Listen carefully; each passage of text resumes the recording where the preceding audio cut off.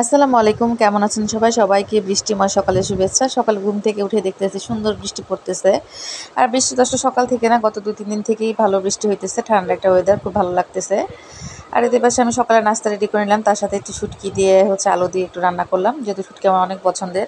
আর ফ্রিজে অল্প কিছু লোটে শুটকি ছিল, ভাবলাম এটাকে একটু আলু দিয়ে আমি ভাজি করে ফেলি। এই তো যাই হোক, সকালবেলা উঠে ভাবলাম আজকে একটু পরোটা খাবো, কারণ যেহেতু অনেক ঠান্ডা দিন, পরোটা খেলে ভালো লাগবে। যেদিন অনেক বেশি গরম পড়ে সেদিন আমার আর পরোটা বানাতে ইচ্ছা করে না। সেদিন ফ্রিজে যা থাকে, ভাত থাকলে ভাত ভাজি করে দিই, অন্য কোনো কিছু নাস্তা আজকে রেডি করে দিই, কিন্তু পরোটা বানাতে একদমই মন চায় না। আবার আজকে একটু আগে ঘুম থেকে উঠতে, আর ঘুম থেকে দেরি করে উঠলে তো পরোটা বানানোর মতো সময়ও হাতে পাই না। খুব তাড়াতাড়ি যেটা পারি সেটাই মানে একটা নাস্তা বানাই ফেলি। আজকে যেহেতু একটু আগে ঘুম থেকে উঠছি, ভাবলাম যে একটু পরোটা ডিম ভাজি করে ফেলি, ভালো লাগবে। এই তো মা ছেলে মিলে এখন পরোটা ডিম ভাজি দিয়ে আমরা নাস্তা করে ফেলবো। আমার ছেলে আবার নতুন করে শুরু করছে, সে ডিম ভাজিতে পেঁয়াজ কাঁচামরিচ কোনোটাই খাবে না, শুধুমাত্র ডিম আমি লবণ দিয়ে এমনি ভাজি করে দিলাম। পরোটা ডিম ভাজি কার কার পছন্দ একটু কমেন্ট করে জানাবেন। আমার কাছে ডিম ভাজিতে একটু কাঁচামরিচ পেঁয়াজ থাকবে, কাঁচামরিচটাকে ঝাল ঝাল করে খাবো, ভালো লাগবে। এটা কিন্তু সাইড আলু ভাজি ছিল, কেউ আবার শুটকি তরকারিটা মনে করেন না, কারণ শুটকি তরকারি রান্না করছি আমি দুপুরে খাবো।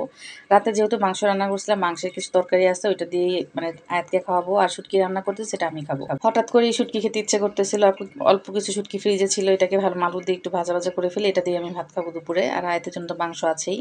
ভাবতে পারি যে বেটি কেমন একদম পরোটা দিয়ে শুটকি তরকারি খাইতেছে, আসলে এটা কিন্তু না, আমি সকালবেলায় রান্না করে ফেলতেছি একসাথে। শুটকি মাছের মধ্যে লোটে শুটকিটা আমার একটু বেশি পছন্দ, অন্য কোনো শুটকি অতটা পছন্দ না, কারণ বেশি কাটা থাকে বা মাংস কম থাকে, কিন্তু লোটে শুটকিটা আমার কাছে অনেক বেশি ভালো লাগে। লোটে শুটকি কিন্তু এভাবে আলু দিয়ে রান্না করলে, আবার যদি পেঁয়াজ গুঁড়ামরিচ দিয়ে ভুনা করা যায় তাহলে কিন্তু অনেক ভালো লাগে। আমি দুইটা ভাবেই করি।